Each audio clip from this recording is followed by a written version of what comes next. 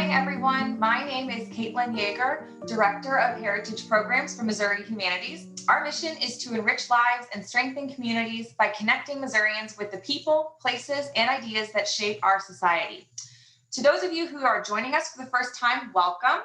And to those of you who were with us last week for part one, welcome back. Thank you so much for joining us today for the second and final part of Total Town Makeover, the two-part series that addresses the issues of why some towns thrive while others decline, and what influences people to live and work in some communities, but not in others. Our hope is that the information from this series gives you some pointers on how you can help your community make a turnaround for the better. Last week, Andrew introduced us to the 3 essentials for a Total Town Makeover.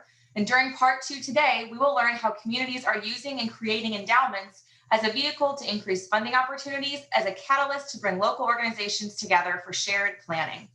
Whether you're joining us through Zoom or watching on Facebook Live, we invite you to be part of the conversation.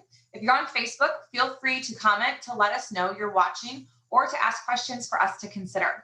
If you're on Zoom, feel free to submit questions in one of 2 ways. You can use either the chat feature or the Q&A feature at the bottom of your screen, and we'll try to answer as many as possible towards the end of our time today.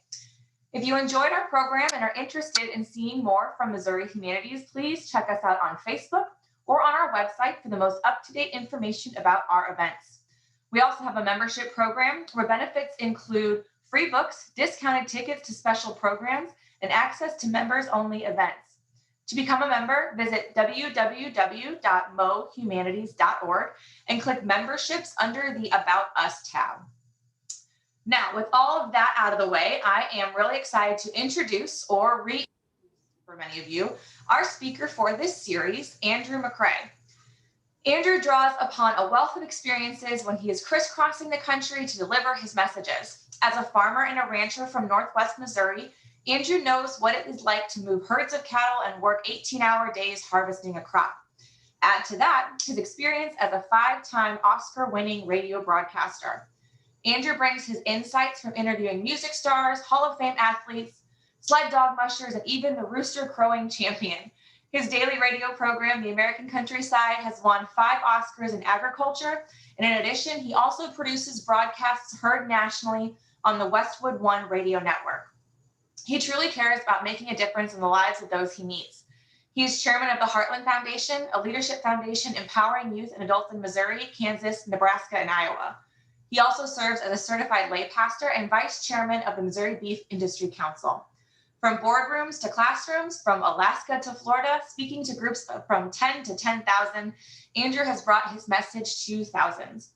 So Andrew, I'll let you take it from there. Get us started on part 2 of Total Town Makeover. Thank you, Caitlin, and good to be with all of you today, joining us, however you may be joining us here. So I'm not going to completely recap part number 1, but I do want to just take time to kind of segue from part 1 to part 2. So you may remember that last time we opened up really talking about a couple of questions, and those questions were why versus why not. And a lot of towns get stuck in the why. Why did people leave? Why did businesses close, and so forth? And those are important questions to ask, but why is a question that tends to look backwards.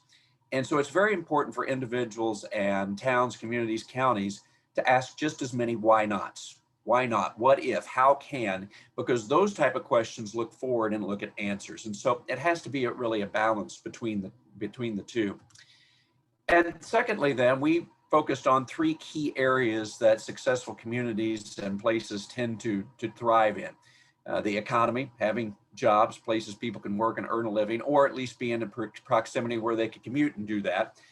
And then secondly, vibrant communities, places people want to live and raise a family, perhaps have a business. And finally, investing in our youth, which means, do we create a place that the next generation would even consider to make it their home or create a business there?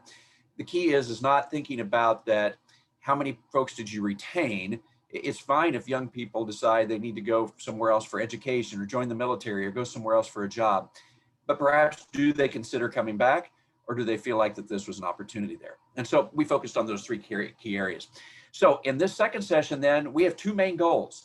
One is, well, what makes this happen? You notice the who and what makes this happen. So how does leadership do that? And what would be the best way to have leadership? Maybe it's established groups, it's individuals. How do you make that happen? And then secondly, usually ideas take money.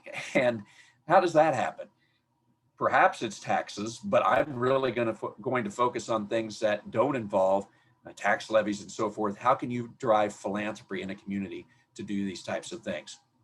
So I'm going to open up talking a little bit again about economic vitality. In the first video, you'll have two of them today. And as Caitlin mentioned, I work in broadcasting. I have a daily radio feature, American Countryside, that we also do for television.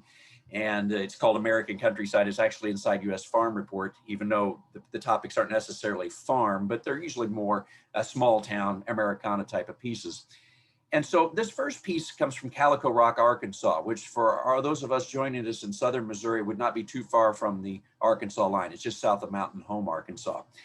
And certainly the story of Calico Rock is one that talks about economic vitality. So you'll pull some of that away. What makes this community unique? What is it that people routinely go somewhere else to purchase and find? They really did a good job of answering those two questions that we brought up last time.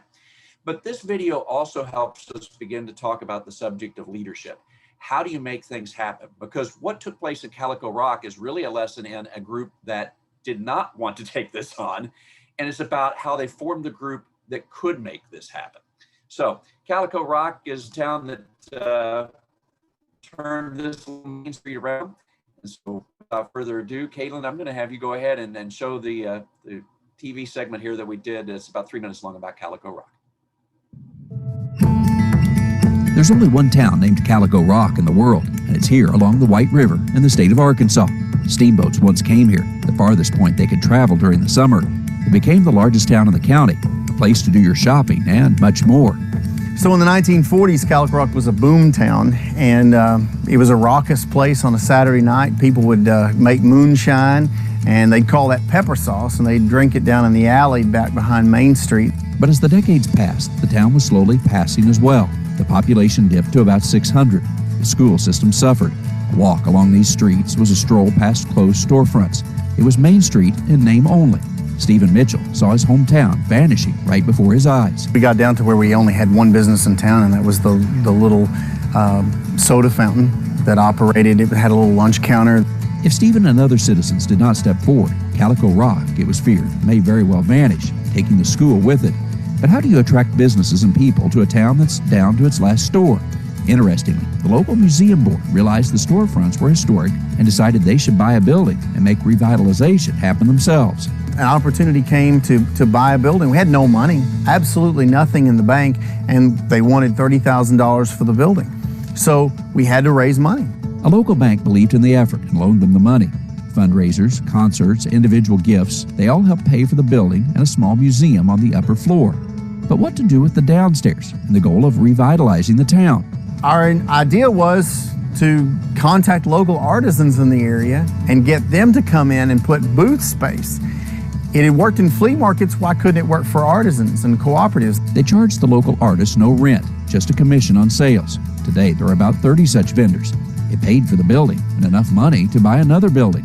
The museum board began the Printing Press Cafe, beautifully restored, and now provides a place for people to eat. And when that business generated a profit, well, of course, there was only one thing to do: buy yet another building. We created the Art Center. It's a complete art center that has some of the greatest works of art, both not only in our area, but some famous artists in Arkansas and famous American artists. They get works on loan from larger galleries, and in the basement of that building, they created a science center. Now the museum, art, and science centers created a draw for school groups that visit from hours away. In all, the museum board now owns 7 buildings. The tax revenue from those businesses is about $5,000 per month more than before they purchased their first building. Today, there are 6 new businesses on Main Street.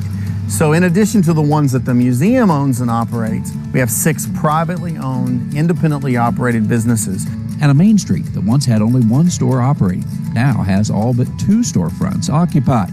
It's a place that is coming back to life along this beautiful river in northern Arkansas, attracting a wide range of ages from locations both local and even outside the nation. This is just a small town, but it could have been a town that would have vanished if not for the work of Stephen and other volunteers. And thanks to their efforts, it's attracting more people than has been seen in decades. Traveling the countryside in Calico Rock, Arkansas, I'm Andrew McCrea.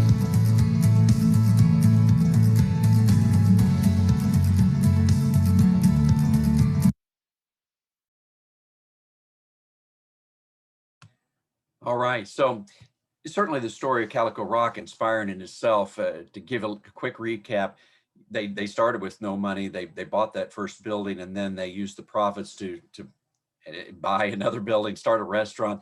And to give you a follow-up, they've since sold that restaurant. They sold it to a couple that moved to town and wanted to operate it themselves. And so in a sense, they've begun to turn over some of those businesses. I'm going to share the PowerPoint once again to be able to walk through then some of the things that Calico Rock was able to do. So you saw this picture there. They basically had a 1-block Main Street, so a pretty small place.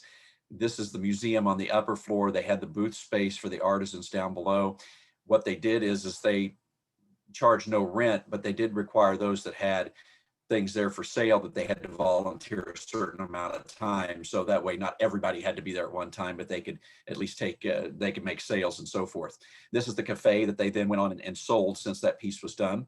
Their art gallery, truly impressive. And what's neat is this little town of 1,500 gets works on loans from places like Crystal Bridges, which is, of course, world renowned. That's the Walton family's art museum there in the Fayetteville area. So they have really done a nice job of taking an empty space and creating something that is really, I don't know if you say world-class, but it's certainly impressive, especially for a town of that size.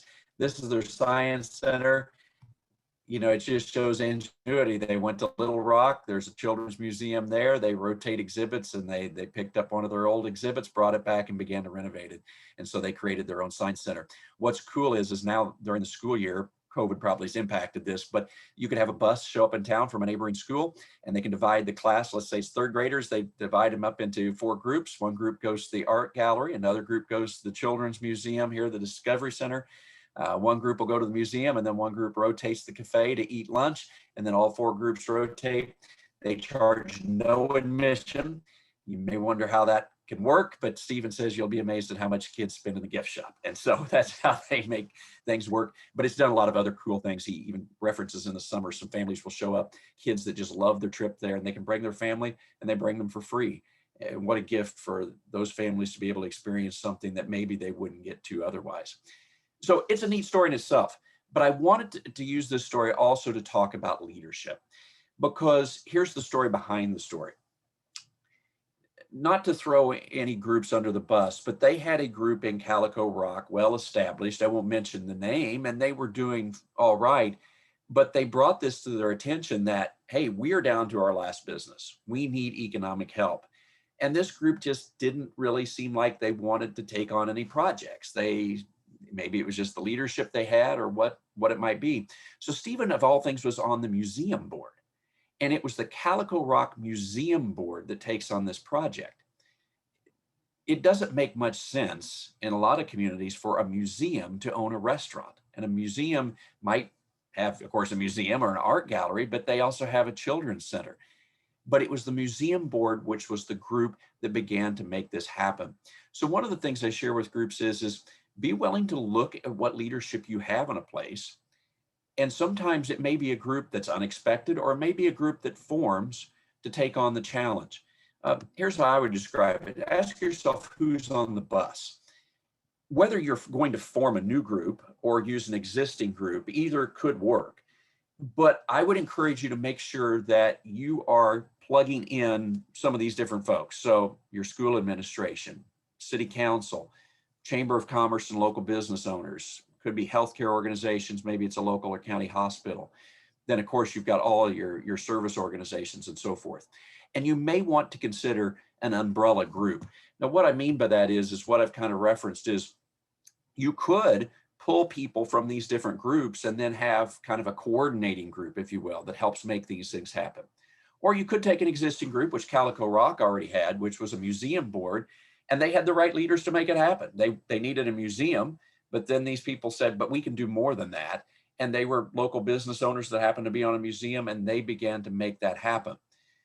Underneath this umbrella, then you've got things, I'm using my own hometown or home county, As an example, you might have a community betterment board, endowment funds, we'll talk about in a moment, school scholarship funds, perhaps a representative of those, other local organizations. These people can come together.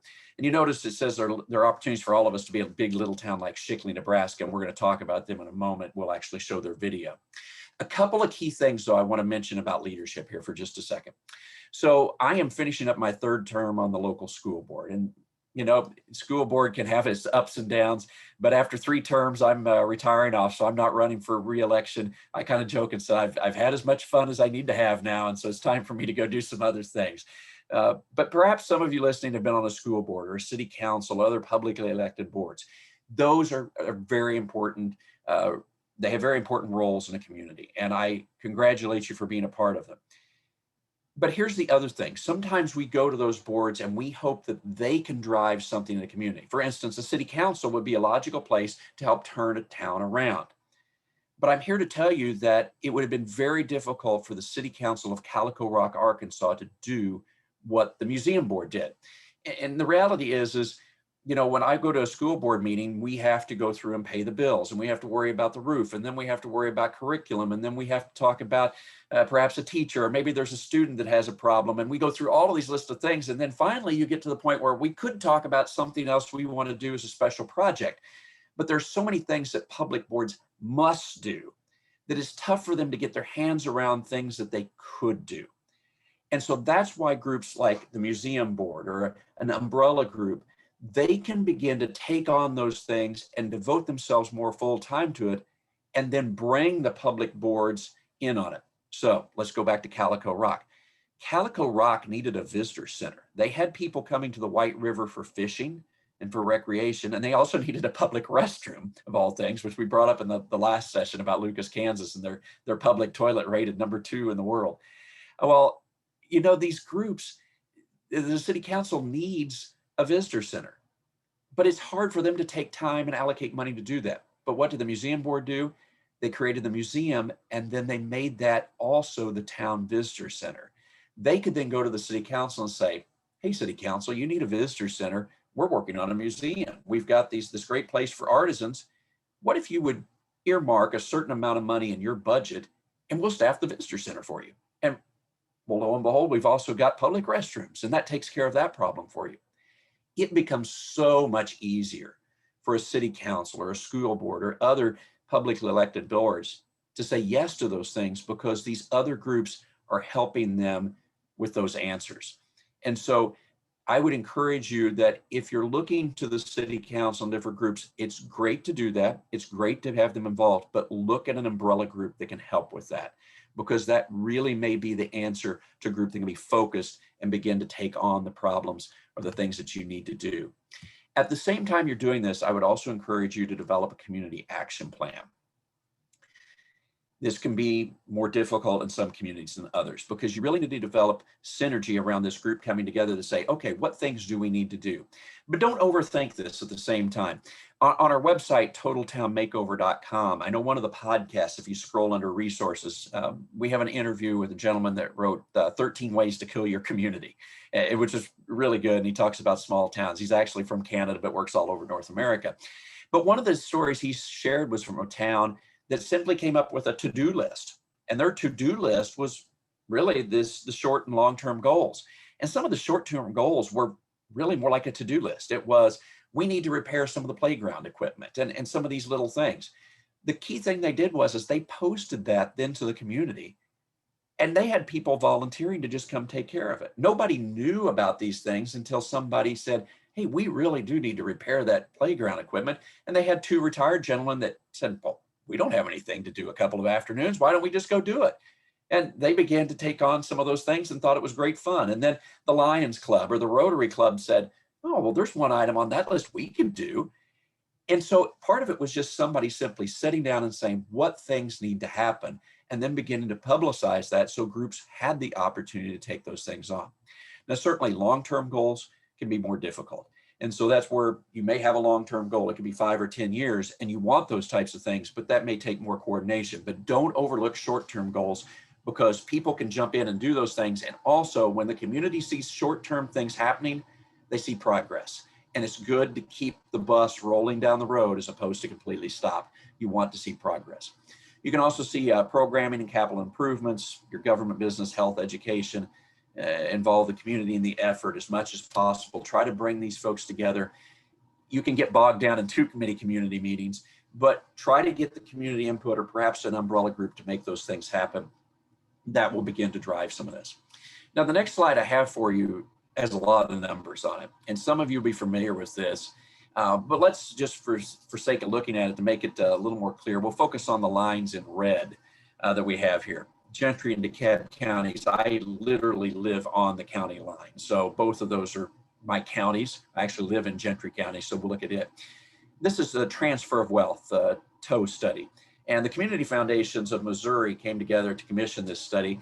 And we know that in every county and every town, there are going to be businesses and land, and there'll be assets that are transferred from one generation to another as people retire or people pass away.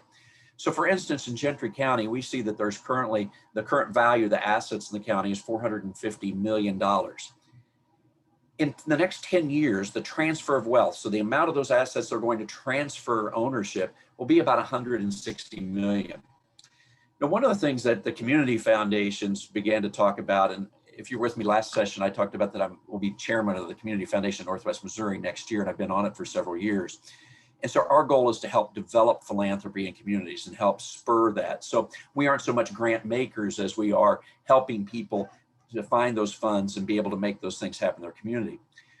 We often tell people, what if you went out and began to tell your story about what you're doing in a local area and you could capture 5% of that money that's transferring? So in other words, I tell my community, hey, as you begin to retire, pass businesses on, or you think about estate planning, would you consider earmarking 5% of those assets towards local efforts or local organizations?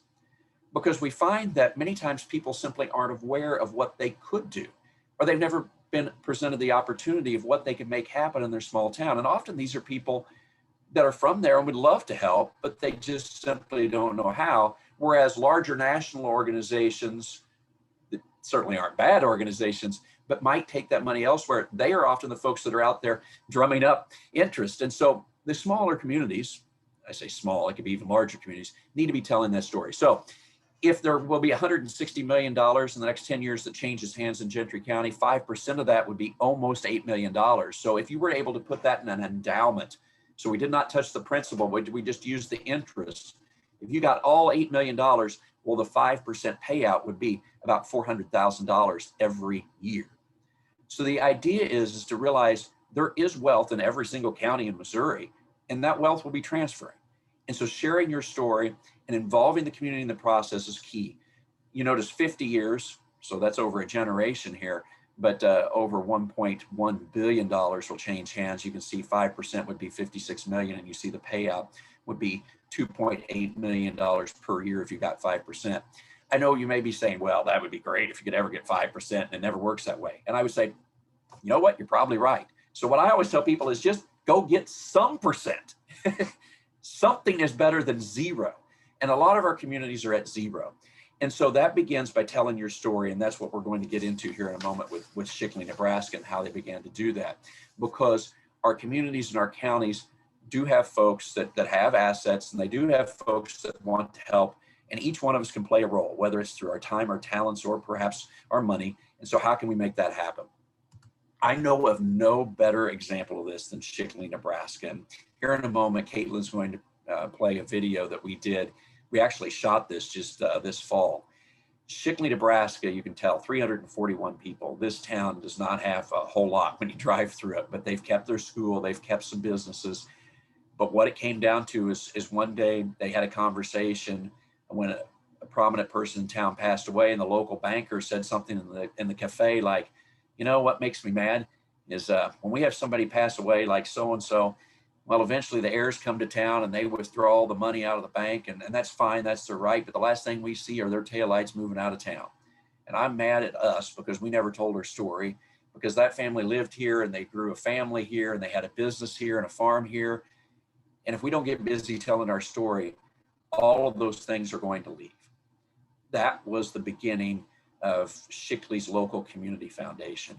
which has done some amazing things. So I'm going to be quiet for a second, just let you sit back and watch the 2.5-minute story here of what Shickley was able to do to make things happen in their community. So go ahead, Caitlin. Shickley, Nebraska perhaps looks much like other small towns in the Midwest. There's a main street with a few businesses, a school, and community pride.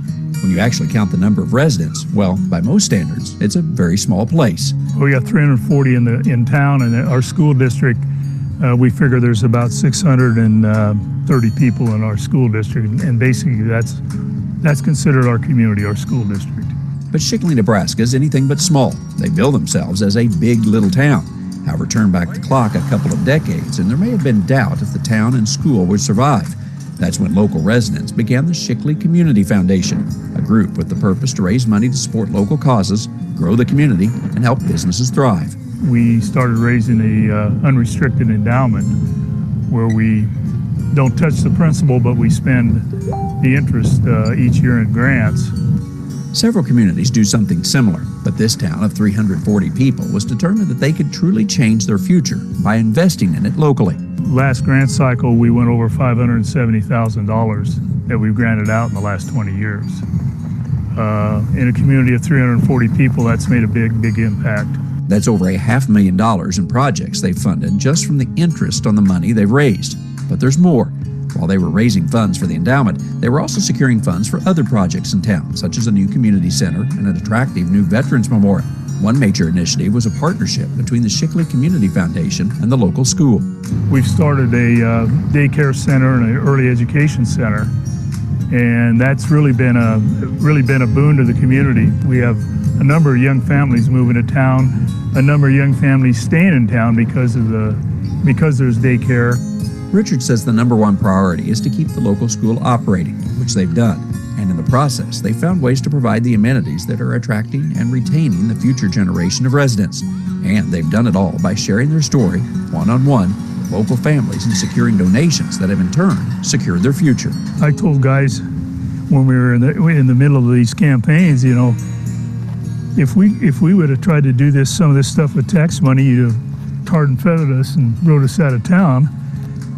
But now you're helping us every chance you get, and it's because we're doing things that you want done, and you recognize the value in it.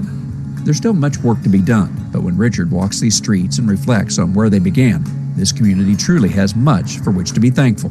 We've accomplished stuff that we'd have been afraid to dream of, you know, in the last 20 years. Thanks to the work of the people of Shickley and the local community foundation, much has been accomplished. Local organizations have been supported, businesses have remained open, and young families have been inspired to make this their home. It truly makes this place a big little town. Traveling the countryside in Shickley, Nebraska, I'm Andrew McCrea.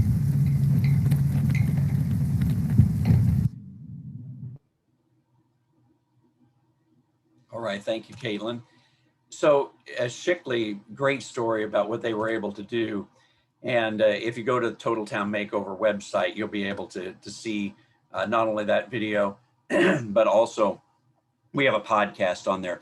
You'll notice in the title, it says that they raised $8 million. Their current endowment, what they have in the bank is about $2.5 million, I think, but they also have already had pledges from different states. And so those are expectancies. So that town will have an $8 million endowment. I think you probably caught that, but they have given away over $500,000 in a town of 340 people. They're the point now where they give over $100,000 per year in a town of 340. They give away more money than the town raises in taxes. So I thought that one of his things that he said was very telling. He said, you would have tarred and feathered us if we tried to do some of this stuff with tax money. And so this is where I go back to city councils or publicly elected boards, and those are important. But having these other boards, and in this case, and it was an endowment to work on the financial piece, is really key. So Shickley, it was just a small group of folks that came together. I think this is one of the first boards they have. And in a moment, I'm going to share about something that we've done here in our home community. But this is a piece that I really like to emphasize, because we think a lot about our communities having scholarship funds to give to young people. And those are important because scholarships, of course, help them get further education. but I think we equally have to have a scholarship for our town or scholarships for our town. And those are usually in the form of foundations or endowments. One of the things we talk about in the Total Town Makeover book, a good example is Chillicothe, Missouri. So if some of you are in that area, Chillicothe has done a very nice job with several family foundations. And it goes back to a meeting they had 20 or 30 years ago or more, in which some of the lawyers, accountants, and different leaders got together and said, we need to talk about philanthropy and helping people with, in a sense, estate planning or thinking what they could do in the community. So from that meeting, there were several family foundations set up. So in your community, it may be bringing some of those folks together to begin to talk about some of those types of things. It can be very critical because, again, if you don't, that money can leave. I'll give you an example of this. How many times do we go to a store and we pay, our money, but they'll say, would you like to round up for whatever group it is? Certainly nothing wrong with that. And those groups are great, but many times those are larger national brands that they have tied into a larger national organization. And so they're raising little bits of money all the time off our sales. And while it's a good cause, many times that money that we give is going outside of our town somewhere else. And I say, why don't you round up for something in town? Now, it may be difficult to do that for local businesses to round up for the local endowment, but you should be thinking equally about, hey, what can we do to support people here in our hometown? So I'm going to talk more about this piece about endowments and if you will, a scholarship for a community. But let's talk about traditional scholarships, because that is one thing that I find towns many times and schools do have. And it would be worth the effort to talk to your local school board or perhaps just the administration and talk about the scholarship funds you do have. Many times schools do have a nice nest egg, and they could begin to invest those in ways that can truly transform a community. We have on the website a couple of podcasts about this. El Dorado, Arkansas is one, and then Arkadelphia, Arkansas is another. Arkadelphia is what we've done the podcast with, in which they became very purposeful in saying, we want to have this nest egg or this principle of scholarship funds so that we can purposely give a set amount to every student that wants to go on to college. Now in El Dorado, it's a full scholarship, which is amazing. And that was some larger businesses in El Dorado that came together to do that, which certainly other groups can make that happen. Arkadelphia was a little bit more grassroots, and they give, I believe, a half scholarship, and it's a sliding scale of students there from kindergarten. They get 100%, and if you only attended the last 4 years, you get a certain percent. But again, those towns will tell you, we have families that make decisions based on, we need to stay in the school district because our student or our kids will earn a certain amount of money for their education. That is a discussion that's had. And when you have those discussions, that means that we have more business in that community, perhaps more businesses beginning. We have more people to generate tax revenue and so forth. So the schools and doing some of that can become very important. So I say, let's do some math. It is possible. Even small school districts out there, they might have $500,000 or $1 million of scholarships. And sometimes, and I'm on our local school board, several years ago, we decided to invest our money through the Community Foundation of Northwest Missouri. Now, I'm not saying this is an advertisement. That's what has worked for many school districts in Northwest Missouri. Community foundations are set up to do those things, but financial institutions, others could help. But that immediately allowed us to generate a lot more interest than just 1% off a CD. And it truly transformed some of our scholarship funds from slowly losing money and going to zero to gaining money. We actually have scholarship funds now that are paying out the scholarships plus are gaining ground. Certainly the market recently has helped with that, but those are important discussions to have. And so $1 million, yes, $1 million is a lot of money, but you probably already have some of those scholarship funds there. And so listen to the podcast and they will give you some more information, but what could you do and become more purposeful in that? That can make a difference. So let's go back though then to these endowments and having some financial resources for your community, because that's very important. So the one that I've been personally involved with is the David Walton Memorial Endowment Fund. And I told you I live here in Gentry County. That's where our farm is at, on the Gentry to Cad County line. David Walton was a farmer around King City, Missouri. David was very interested in helping his town. And he and I had conversations as far back as I think 2012, 2013 about, we should start an endowment because we'd heard about Shickley's story and we thought this would be good to do. So we wrote a couple of grants and soon we had a very small nest egg of about $30,000. And what we did was something that Shickley did. We had a matching grant. So our first grant that we received was for $15,000 and we got all $15,000 if we could raise $15,000, which we did. And the next year we got a $10,000 grant from a family foundation in St. Joe. And we applied for it. They help in Northwest Missouri. And once again, we matched that. So we received $25,000 in grant money, which we matched. So that gave us $50,000, which that's a nice little start to an endowment. It's not going to be a lot of interest, but it's a start. And then David passed away unexpectedly, just within the matter of a few weeks. And so, of course, that was a tremendous setback. I remember that the family gave me a call, though, and David had alluded to this before. And he said, whenever I pass away, I'd like to do something to continue to help this effort. And to make a long story short, his family decided that he owned some farmland and so forth, that they would continue to take some of that income and make yearly donations to this endowment. But now it was up to us to begin to put the leadership together. We needed to form a board. So we formed a 9-member board. Our goal was to raise a $1 million endowment by 2022. I'm still hopeful, but we may not hit that. But remember, I said, just capture something. If you don't get 5%, just capture some percent. And so our balance right now is closing in on $250,000. But still, when you have, through our governing documents, we can give 5% away every year. And so this year we are about to announce to our community that we will have $8,400 that we can give in local grants to our community.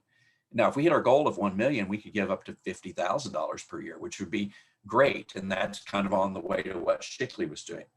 But here are some things that I've learned in this effort that are critical and why, if you do not have any type of endowment or family foundations or things like it in your community, I would really encourage you to look at it.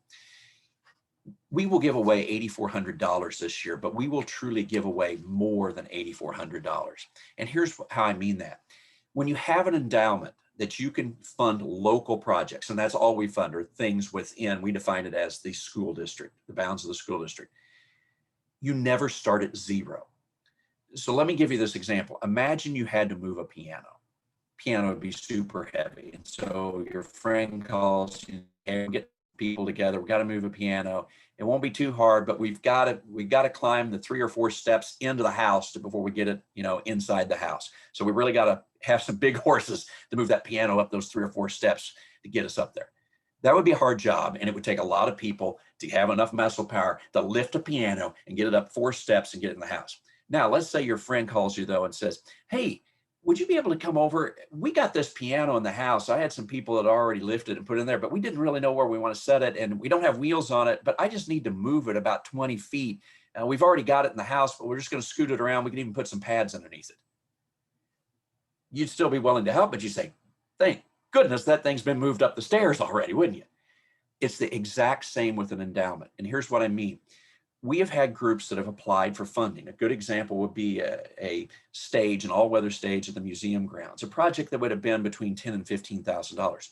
We don't have the money to give $10,000 or $15,000, but the local museum board could say, "Hey, we'd like to apply to a grant from the Walden Foundation for $3,000.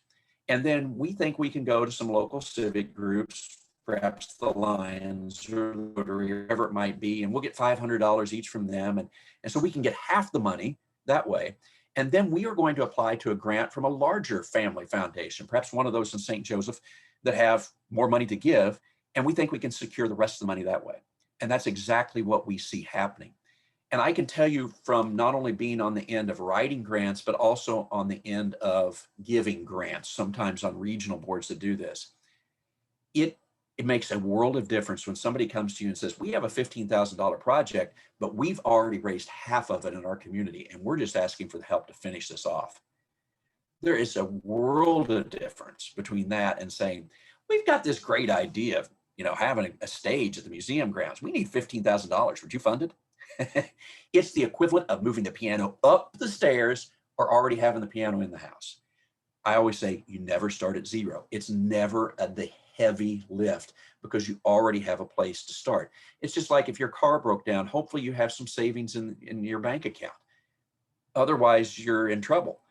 Your towns need a savings account, and it can be an endowment or a family foundation to help make those things happen. Secondly, what I would say is if you're building a group, what we did is it's a 9-member group, and I'm the middle-aged person in that group.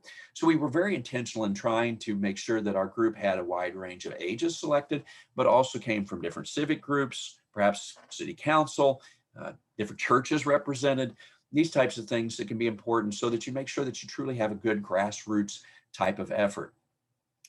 Also, be very intentional. I hear people say, we'd like to be more intentional about bringing young people into the effort, but it's really hard to get them involved. And I would say, yeah, that can be true. But let me give you an example of what happened in our community. So we decided we wanted to have a little video to spur up interest about giving to the endowment. So we have a gentleman on our board who is the next to the youngest person. So at the time, he was probably in his early to mid 30s. And he's a teacher at the school. But he has a drone, and he's very adept at using the drone and getting video. And so one morning we went to town. We said, we're going to go out there at 7 a.m. We're going to fly the drone and get the pictures for this video. And he was going to put the video together. I'd write the script because I've worked in radio, so I can, write a script and voice it. But he was going to do the video work. We're walking down the street. He has the drone. He looks at me and says, I should have never been on this board. I miss way too many meetings. I've got so much stuff going on at school and teaching. I just feel like I'm really letting the group down. And I looked at him and said, think about this for a moment. You have a drone, you're flying it, you're going to put together a video. There's nobody else on this board that can do that. I don't care if you come to any meetings at all. You're here because of the skills that you bring, and you're committed to it. You're just committed in your way. And so if you're trying to bring young people on, go to them and rather than say, would you like to serve on this board? Say, I've noticed that you're really good at doing web pages or Facebook or videos. And we could use help on that. And yeah, we have a monthly meeting, or we have 6 meetings a year. And if you can come, that's great, or we'll Zoom you in. But we want you because we know that you have the skills to make this happen. Those people are more likely to do it. And it's something that comes naturally to them. Conversely, we have folks that are older than me on the board that it's very much easier for them to go ask for donations. Because if I'm 75 years old and ask one of my peers about a donation, that's a different dynamic than me being 25 years old and asking somebody's grandparent for a donation. It can work, but people find the roles. And so that's important to do. So seek out the different talents that you may have there. So never start at zero. That's the piano moving. Build the right group. Seek out a range of talents. Leverage your dollars, which is what we were talking about. So a $3,000 grant now helps bring in more grants from outside because you've already done this.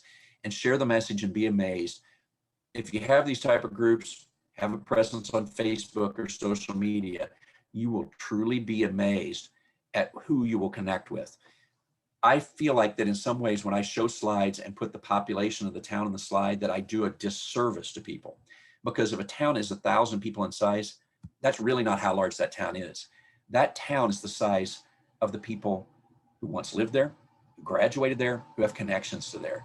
We have people that give to our endowment who have a recurring credit card monthly draft on their credit card that live in Washington State, that live in New York State, but they have ties to our community and they want to give. And it's only because younger people on our board could do some of this type of stuff to create a video and do these types of things to connect. And so share the message and be amazed. And Shickley, Nebraska would tell you the same thing. They're constantly amazed at who they run into, so to speak, because of sharing that message. These types of things truly transform communities over time. George Bodie Jr. was a man that I never got to meet. He died way before I was born. But if you go to St. Joseph, Missouri, you'll find a recreation complex and many of the things in the parks there, his park system there, that are funded by the Bodie Trust. A gentleman who lived there, didn't have children, but for some reason he loved that town. Even though he moved on to St. Louis, he wanted to give back to the town. My daughter is a figure skater.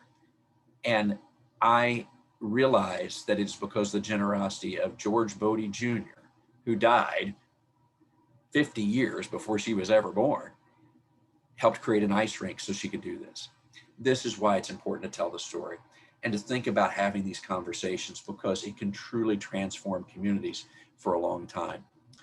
So who makes it happen? It can really be anybody that can make it happen. I never had the chance to meet Mary Faith Young, but I've done interviews about her work. And if you want to Google something sometime, just type in her name, Jamestown, North Dakota, and type in her obituary. She is the example of the type of person who just loved her place where she lived. And she just continued to do things and just made sure that things happened. But she was also the type of person that made sure things happen. And what I mean, the old courthouse there is now a state historic site, but they were going to tear it down. And she went, locals say, and even stood on the steps to make sure that the wrecking ball didn't tear it down, because she was so committed that they were going to preserve that courthouse, which is where North Dakota signed the documents to go from a territory to statehood. It takes people like that. And so whether it's somebody that is in their 80s or 90s who's lived there for a long time, or a young person that'll help you with the videos, just tap into those people and try to share the load together. You can't lift a piano by yourself, but you get 10 people together. Lifting the piano is a lot easier. And if you already have it on the main level and just have to scoot it around, if you already have the endowment and things to happen, it works a lot easier. This is research from the University of Quebec, and they said that change can be effectively moved through a group of people by the square root of the number of the people in the group. In other words, if there were 100 people in a group, 10 people that are really committed to something can drive change through a group. And if you have more than that, sure, it's easier, but small groups of people make things happen. And so whatever the size your town is, small groups of people can make things happen. So bring those people together, whether it's an umbrella group, through an endowment, all these different types of things, and begin to make those things happen. I'm going to wind up my segment with this. And as Caitlin mentioned, if you have questions, I noticed we've had some chat and Q&A coming in here, so we'll use some of the rest of our time then for any questions that people have. This is an idea that we do through our endowment. We did not come up with this. We stole it from Brookfield and Marceline, Missouri, who I think got it from somebody else. But at graduation, the last thing that usually happens is the principal will come forward and say something along these lines. She'll say, you know, today as you graduate, you'll probably go to some sort of reception, and you may get some gifts and receive some money and different things for your future. Well, your community has a gift for you. It's on the back table in the gym. It's a mailbox. And on that mailbox, you'll find your name, you'll find a school logo, and inside the mailbox, you'll find a video of pictures and different videos of people who not only lived here, but they graduated here just like you. And they made this their home. They raised a family here, they have businesses here. Whenever you leave today, you may go to college or the military, you may decide to stay here or move away. But wherever you go, someday you'll probably have a family and you'll probably have a home. And wherever you have a home, you'll probably have a mailbox. And it's our hope, whether that day is today or someday in the future, that someday your mailbox will be right here at home. And then she'll say to the rest of those gathered, and for everyone else here at this graduation ceremony today, we better be doing everything in our power to make this a place where people want to put their mailbox. And so my concluding message is this, is what are you doing to make it a place where people want to put their mailbox? Not to sound trite, but it could be just something as smiling more, having a great attitude, and welcoming people to town if that's your gift. It could be helping start an endowment, or serving on a board, or even running for a publicly elected board. But it's bringing these things together. And I will tell you, having interviewed lots of folks, every single one of them will usually tell me off camera that it was tough. And there were times in which they got angry or mad, or people didn't see the vision and so forth. That's natural, so don't think you're doing something wrong if it happens. It usually does. But great things begin to happen when people come together to do these types of things. So again, you can go to totaltownmakeover.com under the resources tab. You'll find a lot of these videos and podcasts. Our book there that has more information, and my email, but I'll go to the last slide there that also has my email and different ways you can connect. And feel free to follow on Facebook, American Countryside or Farming the Countryside. Even if you're a person that says, well, I'm not a farmer, Farming the Countryside has podcasts, and some of the podcasts you'll see on totaltownmakeover.com are podcasts from Farming the Countryside, but they're about rural areas. And so if you just simply follow on Facebook, you'll be in the feed, and you can pick up some of the different TV, radio, podcasts that we're doing that you may enjoy as well. So with that, Caitlin, do we have questions, or folks can send some questions in? I've not been looking here at my feed, so we'll see what we have here.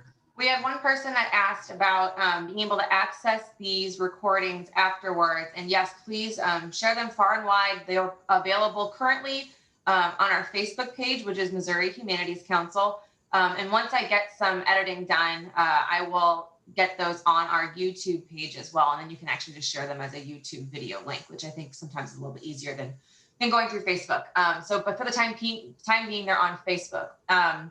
Other than that, we'll wait for some questions to come in. I will say that this series that Andrew has done ties in nicely, and I'm going to do a little bit of a plug here, ties in nicely to a program that I'll be putting on next month in February. And it's a cultural heritage workshop. Some of you, I recognize a lot of your names, have attended cultural heritage workshops that Missouri Humanities has put on in the past. So we've switched obviously to a virtual setting for the last year or so. So our next virtual cultural heritage workshop will be February 25th. There will be 3 different webinars, and the theme of this workshop is community engagement. So kind of ties in perfectly to what Andrew has talked about. And those 3 webinars will be on how to best utilize marketing and social media for your town or your organization. That's at 10 a.m. At 1 p.m., which I think this is the most pertinent to what we've been discussing, is interregional cooperation and creating critical mass. Very, very important topics if you're trying to build up your community. That's at 1 p.m. And then at 3 p.m., we'll have a webinar on creating and sustaining an effective volunteer program. So write that down, February 25th. You can find more information on our website, mocommunities.org, under our heritage programs. And I hope to see some of you there. I think that you can probably tie in quite a bit of what Andrew has said and use some of the stuff you learned at that workshop and really start creating some momentum in your towns. I do see some questions that have come in. So Andrew, why don't you take those? Sure. I see. Is there a source for grants for community betterment groups? So here's a couple of suggestions. My wife actually used to teach workshops on grant writing, and she used to write some grants, and now with kids, it's just hard to do those type of things. So I go back to the community foundations we have in the state. They are usually a very good resource for finding grants. So for instance, if you lived in Northwest Missouri, if you contacted the Community Foundation Northwest Missouri in St. Joe, they have a database, it's searchable. You could go there, COVID, I don't know how it's working, but still you could go there and you could use their database to search out grants. My wife, their number one thing in every workshop she says is, make sure you are applying for grants that will grant to you. Even pick up the phone and call, that usually helps. And just talk with the folks that are administrating them and say, hey, does this fit, and so forth. It will save you a lot of time and save you a lot of work in applying for things that you didn't need to apply for or finding what you do. So that's what I use as Community Foundation. They have the searchable database. Otherwise, certainly grassroots, talk to other people in communities. They will have some ideas, but that's what I do. So the next one is one, boy, that I hear, and it's a tough one. What's the best pitch for folks who've inherited old buildings in town, just want to hang on to them, and they fall into poor repair and so forth. So this is not my area of expertise, but here's some different things that I find. Some cities have tried to go the route of saying, well, we are going to have ordinances in which they have to repair them. And so that makes it more likely that either 1, they will repair them, or 2, they will decide, I'd just rather give this to somebody else so that can happen. I don't know if that's going to work for your town or not, but it is an idea. Another one to do, and Stephen Mitchell, and he was in the Calico Rock article there, a video, and I know he would be happy to visit with anybody about this. He was big on people donating buildings or getting the charitable contribution to donate a building to a 501c3, which the museum was. That helped that go better for them. And so in some cases, they went to people who had buildings who, probably be better if they got into different hands, and presented that to them. And in some cases that worked. So they got the charitable donation of giving to someone else. Now, he will also tell you, if you notice in that video, there was one building that still had plyboard up in the windows, and that was the building of the person that wouldn't sell. And so they still have a problem with it. Calico Rock's great, done great things, but I think they said all but 2 buildings are now have businesses in them. They've got 2 buildings with people that don't want to do anything. Sometimes it just won't happen. But he's also hopeful that they see enough of this happening and say, oh, well, maybe I could earn some money because everybody else is doing that. Not great ideas all the time, but perhaps those help.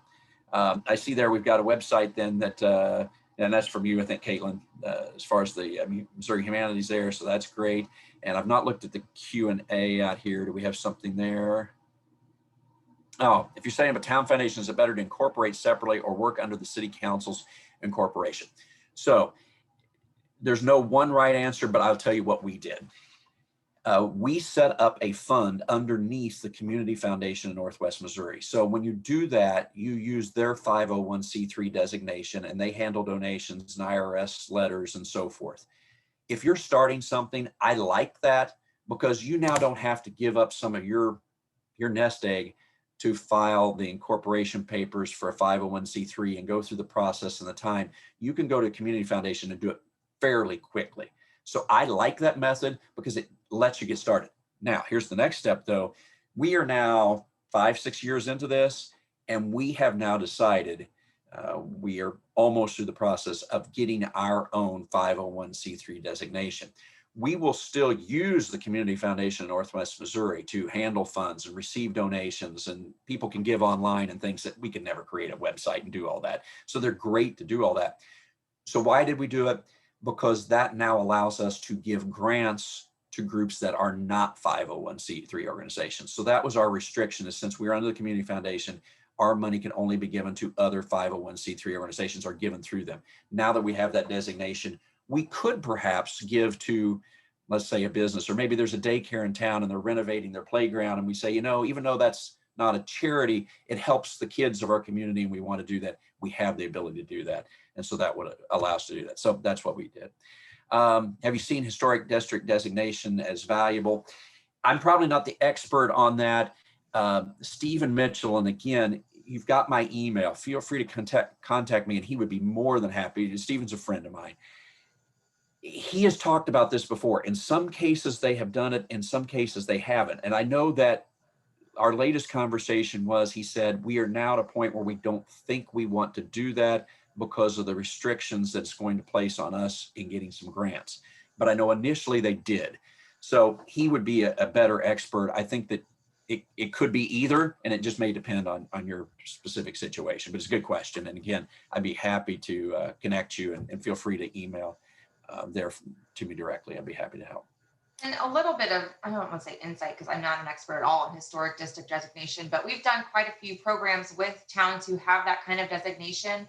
And kind of like what you said, Andrew, it's a little bit like maybe yes, maybe no, because, you know, like I think you brought up, it's, you know, you might be then kind of alienated from some funding opportunities or some opportunities, but it could also open up other opportunities. There are lots of grant programs and lots of people that want to fund things that have historic designation. So it might close off some things, but it can open others. And I think too, what I have found in communities that have historic designation is that you might open up to a new group of people that are now more interested in your community because they're more historic now that they have the designation. So you know, I think people think a little bit differently about a town when they see that this town or this main street or this downtown is a historic designation. Might keep people's interest a little bit more. Someone just said that National Register of Historic Places district designations open you up to certified local government grant dollars, and that's the only way to do it. That's a great point. Certified local governments is certainly another thing to look into as well, and get some more information on that. And we actually have someone we've worked with at the State Historic Preservation Office that specializes in CLG communities. So, and that is Kelsey Matson, Matson. You can find her on SHPO's website, and she was a great resource. We actually have the recording of her presentation on our Facebook page as well. So feel free to check that out. Any other last questions? Yes, SHPO is very helpful. They're a great partner. They do a lot of wonderful things. I don't see any more on the Q&A. And we're almost about 11 o'clock. I'll give you guys a couple more seconds if anybody has last minute questions. In the meantime, I'll kind of start to wrap up. Again, I want to thank Andrew for providing Missourians with so many resources to bring back to their communities to help initiate positive change. And of course, thank you to all of you for joining us for the series. If you need a refresher, like I said, both part 1 and part 2 of the series are available for later viewing on our Facebook page. They'll eventually be up on our YouTube page. And I will be sending out a survey for this series. So keep an eye out for an email from Missouri Communities with that survey. And please, please, please take a few minutes to let us know what you think. Our surveys are extremely important to us. We are not an organization that collects surveys and they sit in a bottom drawer and we never touch them. We really take your comments, your suggestions to heart. So please take some time and let us know what you think. I don't believe any more questions. So I will go ahead and wrap up. Andrew, thank you again for a wonderful series. We hope to see you again, Andrew. I'd love to partner through the future. I hope to see all of you at future programs. You can find lots of upcoming events from Missouri Humanities on mohumanities.org/events. And with that, I'll go ahead and close the program. Thanks so much, everybody. Andrew, thank you again. Thank you. We'll see you all again soon. Bye-bye.